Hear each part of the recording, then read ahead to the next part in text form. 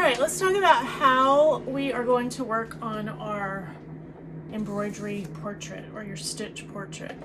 First thing you got to do is come up with a photo, right? So you're going to come up with a photo. If you're doing it on your own, there's probably an app on your phone that will turn something into a line drawing, pencil sketch drawing. That's probably the easiest way to do it. You could do, like a value study filter or something like that. If you're going to get really complicated, like you could really get complicated with this as far as light thread and dark thread. We're going to do a basic outline portrait. If we want to add a little bit of shadow, we can. If you just want to leave it as a plain portrait, you can do that as well. If you wanted to add color to the lips or maybe just to the eyes, just a little pop of color, I would not worry too much about getting all the light and dark values on someone's hair. You could you could probably find some lines in here so it's not just like a helmet around someone's head, but you could get some, if especially, I don't know, if it's important that you show the hair, like if they have really long hair or they have braids or something like that, that it's distinctive to them, then you will probably need to figure out a way to get inside of there. If it's someone with really short hair, that may not be as important and you might can just do the outline. So I'll leave that up to you and depending on who you are drawing. When you're selecting your photo for this, I would try to do it where it's just portrait view. If it, like pretty up close. If you've got something that's really far away or hard to see, you may just have to change the amount of details. Like a couple of people turned in some really good ones of like a couple of people standing or 2 or 3 people standing together. You may want to do those without the facial features in the middle. It just kind of depends on how big you've blown it up and how much you've zoomed in. So give yourself a few options for that. If you print it out and then you figure out you need to redo it, then redo it, because you don't want to get started on one and do all the stitching and then figure out that you didn't make a good photo selection. Now, I gave you a bigger piece of fabric than you are going to need, and it's probably cut rather crooked. I cut them all at once, so don't worry. We can sew off the edge, we can finish off the edge, or we can just cut it. There's lots of ways that we can finish this out, so don't worry too much about that. If yours is super wrinkly, I would run a iron over that. This is just cotton fabric, so you can iron it, and I'm not going to take the time to iron mine right now, but if I was going to finish this one out, I definitely would, okay? If you are a virtual learner, if you're somebody at home, in your kit, I put a piece of carbon paper.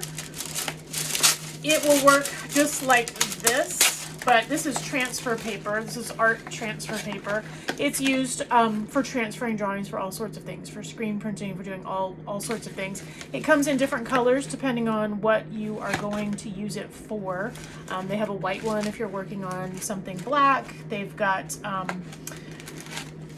ones that you can transfer drawings onto metal, just different colors. So I'll give you a little piece of that or a piece of carbon paper. If you were wanting to transfer a drawing onto a surface and you didn't have transfer paper or you didn't have carbon paper, you could take a pencil and just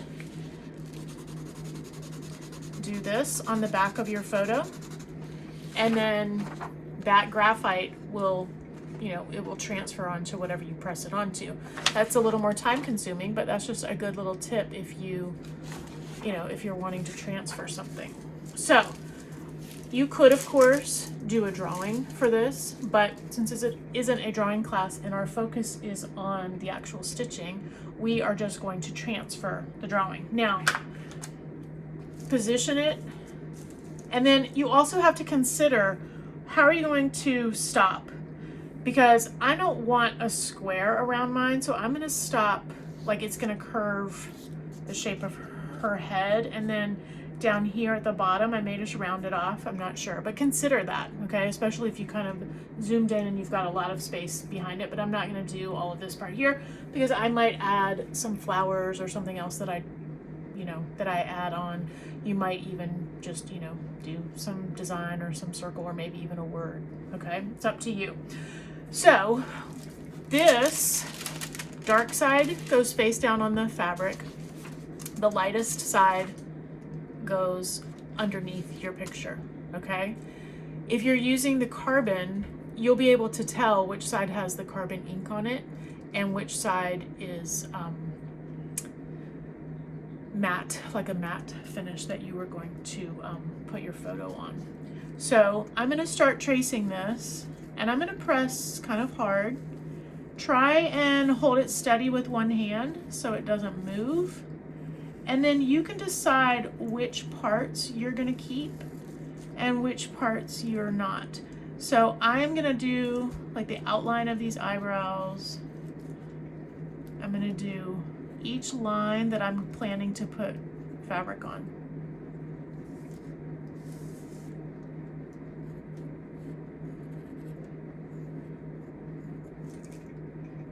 Now for this part of her nose, I'm not going to draw over here where I can't see a line because it's not going to look as realistic, okay? Same thing with her teeth. I'm probably not going to put the lines in for her teeth. I might put a little bit of a line right there for some lips. Okay. And then for her hair, I'm going to start over here on the outside edge. And I'm just going to do like a loose contour line of her hair. I'm just going to double check that it's really light, but I can see it, right? So if you can't see it from the camera, you will be able to see it when you're stitching. And the carbon paper is actually going to be a little darker than this. So I'm going to put a few of the parts that show the inside part of this hair so that I'll know where I'm going to put a few stitches, but I'm not going to spend a lot of time doing every value change and every color change.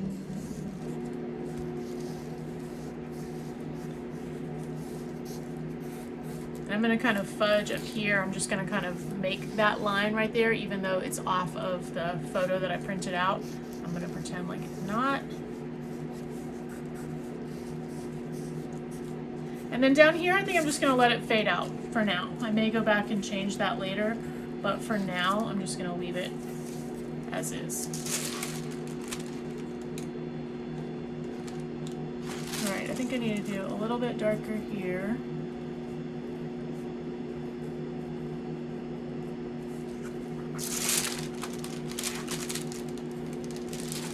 I can go back later and make adjustments if I need to, but I have the basic outline. I don't know if you guys can see that, probably not, but a little bit. All right, then it is going to be time to stitch, and we will go over several different ways that you can do an embroidery stitch. There's lots of different ones. We're just going to do a straight stitch for this example, but there's lots of different ones depending on the effect that you're wanting. So I'll post something on CTLS that will show you some different ones that you could try. Now, this is an embroidery hoop. I bought these the other day at Michael's just for us to use. Please try and keep up with it. This is a 10-inch one, and I don't know that I wish that I would have bought them this big. You can get these in all sizes, from very, very tiny to very large. They are not very expensive. You know, they range anywhere from $1.50 to $5, depending on if it's plastic or wood or whatever. I think these were like, I don't know, $2, around $2 maybe. So if you need a different size, they are, you know, they're within reach. Embroidery is not an expensive hobby. You can do a lot of things for pretty cheap. This thread that we're using is also very cheap, and we have several colors at school. So if you didn't get the color in your kit, virtual learners, or you are at school, there's lots of color options. I would do the entire outline in black or dark gray first. And then if you want to do a lighter gray for some shadows, you could do that. And then I would reserve the color for just little pops of color, maybe a clip in someone's hair, or you know, a little bit of their shirt, or maybe just a design around them. I wouldn't worry too much about putting color within your drawing. Now, the reason you have an embroidery hoop is to hold your fabric nice and tight. Otherwise, your stitches aren't going to be as neat, and it's a little bit harder to work with. So the way that this works is you unscrew this to loosen it up. You pop those two out. This one is smaller. You're gonna lay this on top. You're gonna put this underneath. You're gonna pull it pretty tight.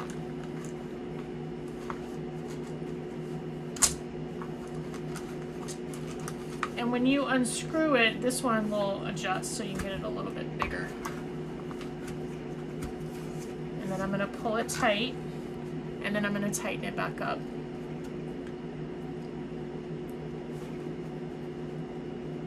It should be, you know, pretty secure. Whoops, I say that and I pop it off at the same time. Hold on. Now, I'm just positioning this. I can move it. I can move my fabric around later.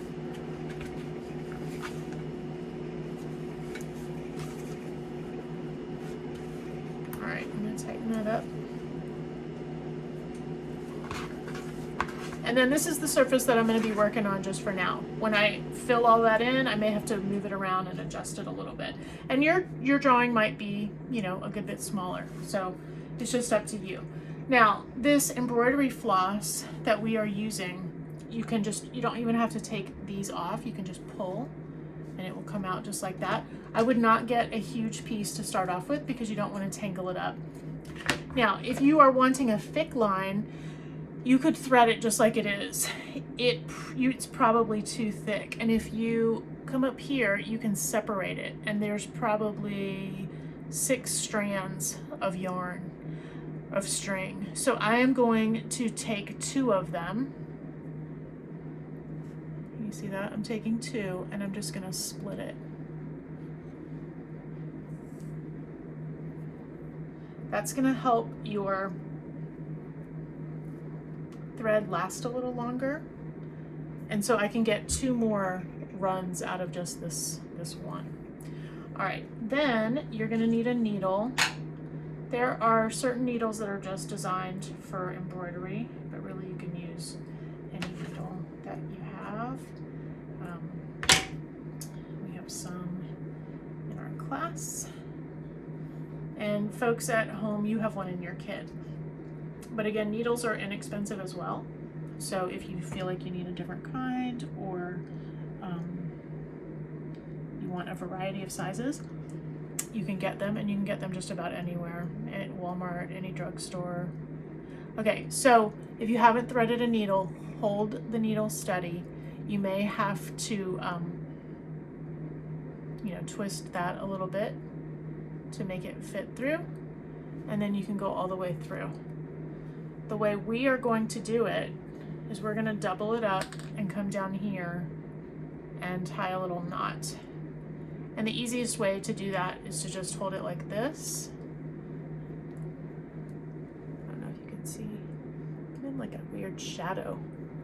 All right, and then I'm just going to make sure, you can double knot it if you want to. I'm just going to do a single knot. And then I'm going to take my thread. You can decide where to start. I would start, you know, not like right here on her chin, because it's gonna maybe have a little stopping point. So I'm gonna come up from the bottom. I'm gonna pull it up. You do not want to do a huge stitch because it will be really loose. So I can do a back stitch, which means after that stitch is done, I'm going to take my needle and I'm going to go up, and then I can see where it needs to hit and pull it down. I'm going to come up and then pull it down. Now, as you start doing this, you're going to realize that it does take some time, which is, you're going to appreciate the fact that we are just doing the outline and not filling it all the way in. We are going to try some of the fancier stitches as we go along, and so we'll you know, just get the outline done first, and then I'll show you a couple of other fancier stitches that you could try. And I really don't think I have my material in here as tight as I want it, so I'm going to adjust that before I continue. But go slow, because you want your line to be nice and neat, and you know, you can tell if you're taking your time. You want all of your stitches to be about the same size. If you are super fancy and you're trying to get like a little shadow or something, you could go back over that same space to make a double line. So you'll see as you get, as you get going on it, what works and what doesn't. If you mess up, remember it's just thread. You can always take it out and cut it and, remove the stitch. So take your time, get your images traced, put it in your embroidery hoop and start stitching, and then we will get a little more complicated as we go.